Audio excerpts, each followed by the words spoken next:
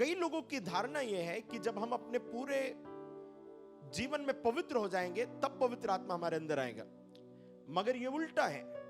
पवित्र आत्मा आएगा और आकर के आपके शरीर के कामों को मारेगा।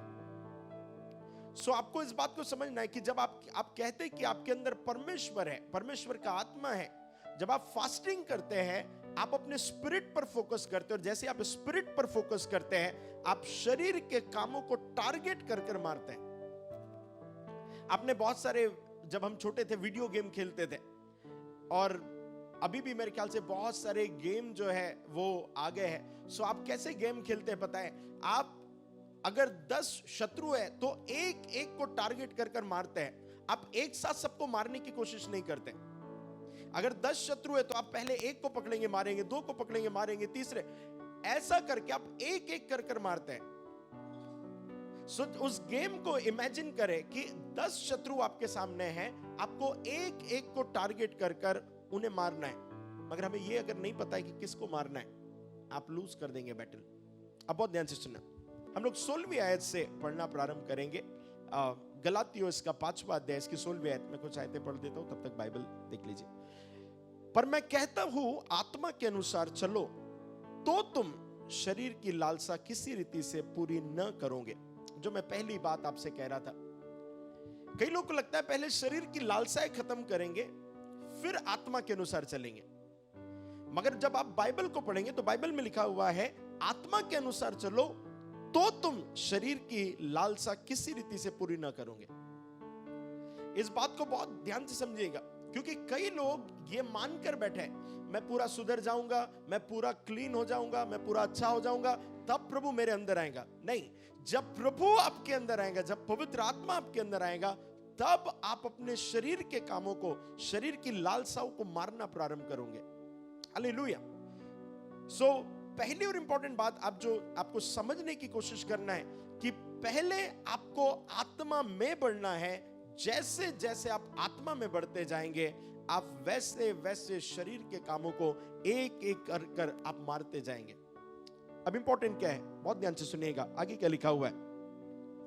क्योंकि शरीर आत्मा के विरोध में और आत्मा शरीर के विरोध में लालसा करता है, और ये एक दूसरे के विरोधी है, इसलिए कि जो तुम करना चाहते हो वह न करने पाओ।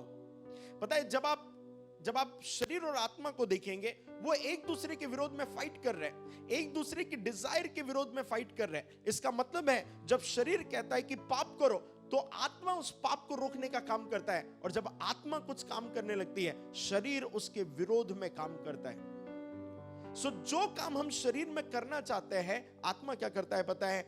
आत्मा उन कामों को नहीं करने देता, उन्हें पकड़ कर रखता है, उन्हें कंट्रोल करवाता है। सो आपका फोकस इस बात पर होना है कि मुझे आत्मा में बढ़ना है, आत्मा में बढ़ना है। आप जितने आत्मा में बढ़ेंगे उतना ज्यादा आप पाप को इग्नोर करते जाएंगे। अब बहुत ध्यान सुनिए, आगे क्या लिखा हुआ है। 18वीं आयत पढ़ेंगे। और यदि तुम आत्मा के चलाए चलते हो, और यदि तुम आत्मा के चलाए चलते हो तो व्यवस्था के अधीन ना रहो। तो व्यवस्था के अधीन ना रहे। आगे, शरीर के काम तो प्रकट है, शरीर के काम तो प्रकट है, हाँ, अर्थात व्यभिचार। अब हम इसी मुद्दे पर हम लोग रुक जाएंगे। मैं आपको शरीर के बहुत सारे काम बता सकता हूं, मगर मैंने जैसे कहा कि मैं जितने जवान हैं और जितने शादीशुदा है या जो कोई क्यों ना है, बहुत ध्यान से इस बात को समझिएगा। जब आप बाइबल में व्यभिचार के विषय में पढ़ते हैं, बाइबल में लिखा हुआ है कि ये एक ऐसा पर्टिकुलर पाप है जो व्यक्ति शरीर से करता है, और जब वो शरीर से इस पाप को करता है, बाइबल कहती है क्योंकि हमारे शरीर जो है वो परमेश्वर के आत्मा का मंदिर है, परमेश्वर इस व्यभिचार के पाप से सबसे ज्यादा घृणा करता है। मगर पता है, कई लोगों के लिए ये पाप जो है ये बहुत एक तरीके से कॉमन हो गया। इन दिनों में लिव इन में रहना कॉमन चीज हो गई है। इन दिनों में गर्लफ्रेंड बॉयफ्रेंड कॉमन चीज हो गई है। इन दिनों में विवाह से पहले गलत कामों को करना कॉमन बात हो गई है। और कई लोगों के लिए ये एक फैशन, ट्रेडिशन, ये उनकी डिजायर फुलफिल करना, ये सारी चीजें हो गई। मगर आपको पता है, जब आप ऐसा करते हैं आप ऑटोमेटिकली देखेंगे आप अपनी स्पिरिचुअल डिजायर को खोते जाएंगे। आप जैसे ही आप किसी एक पर्टिकुलर डिजायर में आ गए, एक व्यभिचार की डिजायर में आ गए, आप ऑटोमेटिकली आप परमेश्वर के दर्शन को खोने लगेंगे।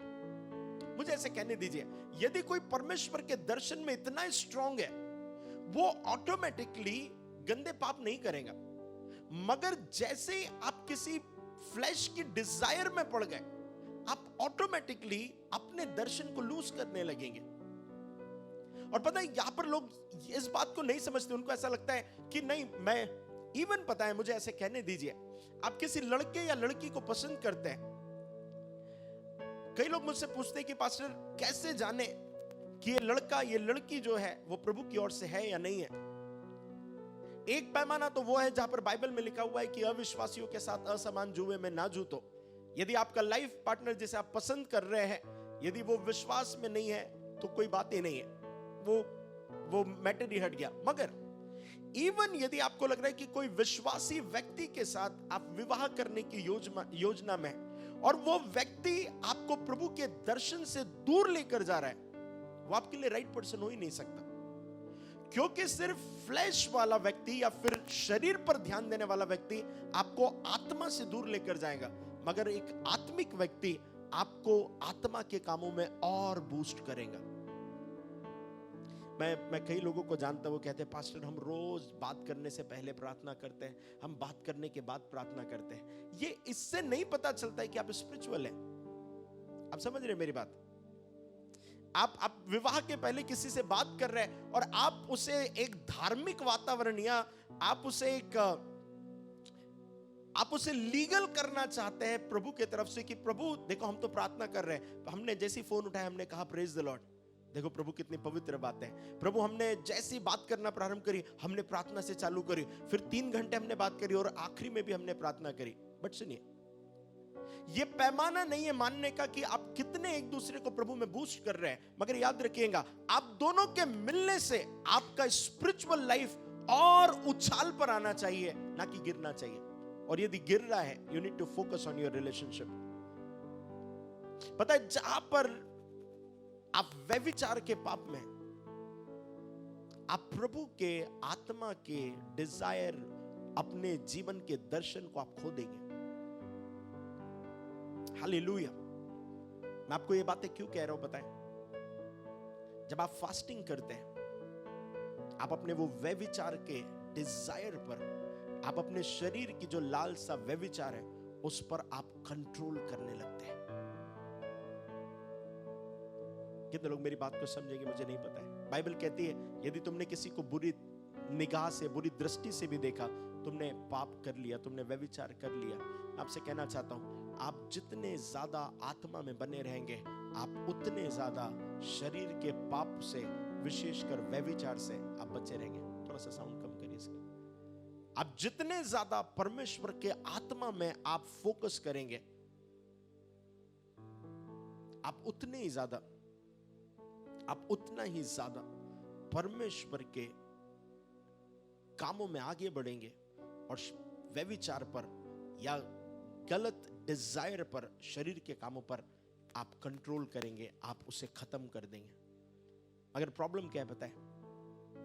इन दिनों में आपने अपनी डिजायर के कारण कुछ चीजों को लीगलाइज कर दिया। आपको लगता है ये तो प्रभु की ओर से है, आपको लगता है प्रभु की ओर से। प्रभु की ओर से कोई व्यक्ति है या नहीं है, उसका सिर्फ एक साइन है, वो व्यक्ति आपको प्रभु में बढ़ाएगा, ना कि प्रभु में घटाएगा। वो व्यक्ति आपको प्रभु के प्रेम में और बढ़ाएगा, ना कि घटाएगा। कितने लोग मेरी बात समझ रहे हैं? वो व्यक्ति आपको प्रभु के दर्शन में आगे बढ़ाएगा।